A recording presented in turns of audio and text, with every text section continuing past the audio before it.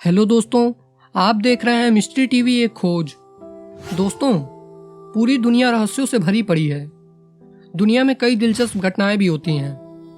दोस्तों, आपने फिल्म में वह दृश्य तो जरूर देखा होगा जहां पूरी ट्रेन या बस भूतों से भरी होती है और वह सड़क पर दौड़ रही होती है, जिसे कुछ ही लोग देख पाते हैं। आज हम आपको ईस्टर्न एयरलाइन फ्लाइट 401 की ऐसी ही घटना की कहानी बताने जा रहे हैं। दोस्तों, फ्लाइट 401 का रहस्य ऐसा है जिसे वहाँ के लोग और वहाँ की सरकार भी मानने से इनकार कर देती है। हालांकि इस फ्लाइट के ऊपर कई सारी मूवीज और कई सारी किताबें भी लिखी जा चुके हैं, लेकिन फिर भी इस विमान के रहस्य को पूरी तरह से सुलझाया नहीं जा सका है। दोस्तों, चलिए आपको बताते हैं एक ऐसी फ्लाइट के बारे में जिसमें सवार सभी लोगों को एक भूत ने बचा लिया था और उनकी जान बचाई थी। इस विमान को भूतिया जहाज के नाम से भी जाना जाता है। सन 1972 का दिन था जब यह फ्लाइट 163 यात्रियों और 13 क्रू मेंबर्स के साथ न्यूयॉर्क से फ्लोरिडा जाने के लिए तैयार थी।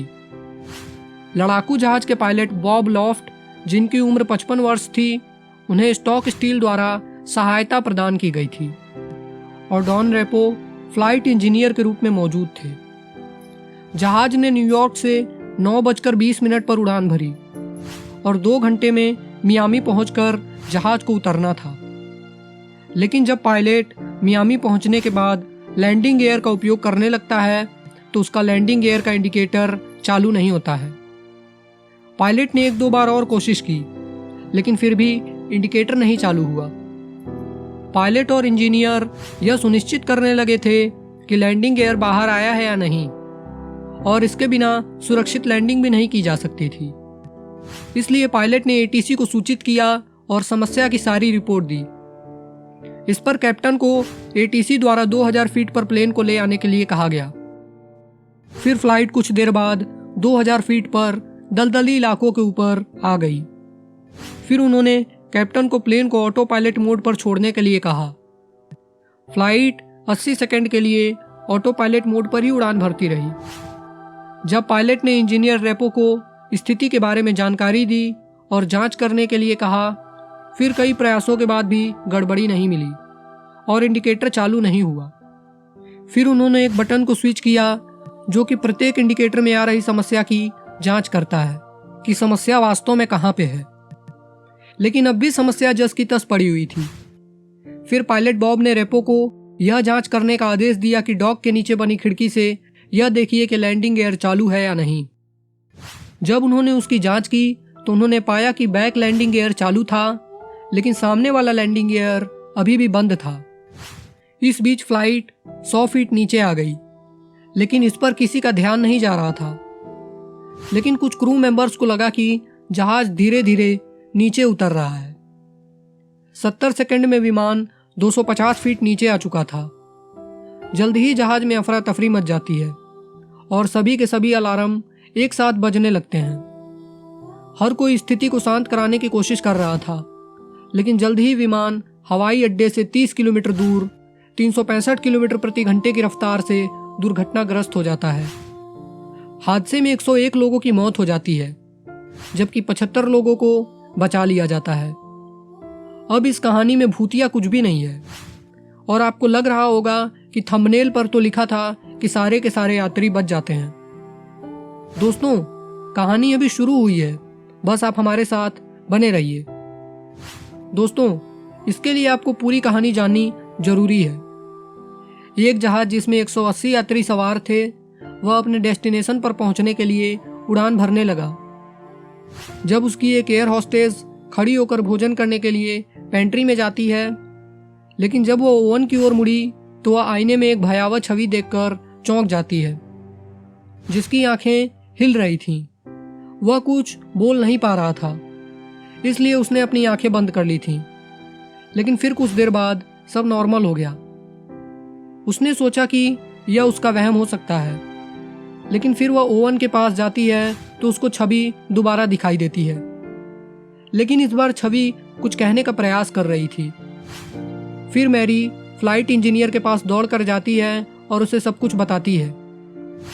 पहले तो उसे भी विश्वास नहीं होता है, लेकिन जब वह केबिन में पहुंचा तो उसका चेहरा भी डर के मारे पीला पड़ गया, क्योंकि वह छवि अभी भी वहां पर मौजूद होती है। इस बार वह चेहरा उन्हें यह चेतावनी दे रहा था कि जल्द ही विमान में आग लगने वाली है। मैरी समझ नहीं पा रही थी कि क्या हो रहा है और वह किसका चेहरा है, लेकिन फ्लाइट इंजीनियर ने चेहरे को पहचान लिया और उसने कहा कि यह चेहरा फ्लाइट 401 से फ्लाइट इंजीनियर डॉन रेपो का था और उनका प्लेन एक दुर्घटना में दुर्घटनाग्रस्त हो गया था और उसके साथ ही पायलट और इंजीनियर की और सभी यात्रियों की भी मौत हो गई थी। फिर उन दोनों ने यह बात प्लेन के पायलट और क्रू मेंबर्स को बताई, लेकिन किसी ने उनकी बातों पर यकीन नहीं किया। जल्द ही पायलट को पता चल गया कि इंजन में कुछ खराबी है। फिर वह फ्लाइट को फिर से न्यूयॉर्क के लिए जांचने के लिए घुमाने का प्रयास करने लगे कि आखिर में समस्या है कहाँ। यहाँ चेकिंग करने पर फ्लाइट एक बार फिर से चेक रन के लिए हवा में उड़ान भरती है, लेकिन जल्द ही लेफ्ट साइड का इंजन फट जाता है और मैरी और फ्लाइट इंजीनियर दोनों को भूत की बातें याद आने लगती हैं और वह सोचने लगते हैं कि उस छवि की बताई हुई बातें कहीं सच तो नहीं होने जा रही हैं। यह भी बताया गया था कि उस फ्लाइट में जिस वन का इस्तेमाल किया गया था वह फ्लाइट 401 से लिया गया था। अब तो आप समझ ही गए होंगे कि इन दोनों फ्लाइट्स के बीच में क्या कनेक्शन था। हालांकि यह पहली बार नहीं है जब यह भूत की घटना देखी गई थी। इससे पहले इस तरह की घटना पूर्वी एयरलाइन के उपाध्यक्ष के साथ भी हो चुकी है। जब वह वर्ष 1973 में फ्लाइट 3186 में यात्रा कर रहे थे तो वह पायलट से बात कर रहे थे, लेकिन जल्द ही उसे ऐसा एहसास हुआ कि जो विमान उड़ रहा है उसने देखा कि उसके बगल में पायलट का चेहरा बिल्कुल फ्लाइट 401 के पायलट की तरह था। वह यह सब देखकर चौंक गया कि पायलट और कोई नहीं बल्कि बॉब था, जिसकी फ्लाइट 401 की एक दुर्घटना में मृत्यु हो गई थी। इसके ऊपर कई फिल्में भी बनी हैं और कई राइटर्स ने इसके ऊपर अपनी किताबें भी लिखी हैं, लेकिन दोस्तों आज तक इस रहस्य को और इस पूरी घटना को सुलझाया नहीं जा सका है और ईस्टर्न एयरलाइन के स्टाफ द्वारा और वहाँ के कुछ लोगों के द्वारा भी इस घटना को सच माना जाता है और अभी भी फ्लाइट 401 के भूत के बारे में वहाँ पे काफ़ी चर्चाएं होती रहती हैं। दोस्तों आपको क्या लगता है कि फ्लाइट 401 के बारे में बताई गई यह घटना सही है या यह सिर्फ एक कहानी है? प्लीज़ हमें कमेंट बॉक्स में बताना ना भूलें और अगर आपको हमारी यह वीडियो पसंद आई तो प्लीज़ हमारे इस वीडियो को लाइक शेयर करना और ऐसी ही वीडियोस देखने के लिए हमारे इस चैनल मिस्ट्री टीवी ए खोज को सब्सक्राइब करना और बेल आइकन दबाना ना भूलें। धन्यवाद।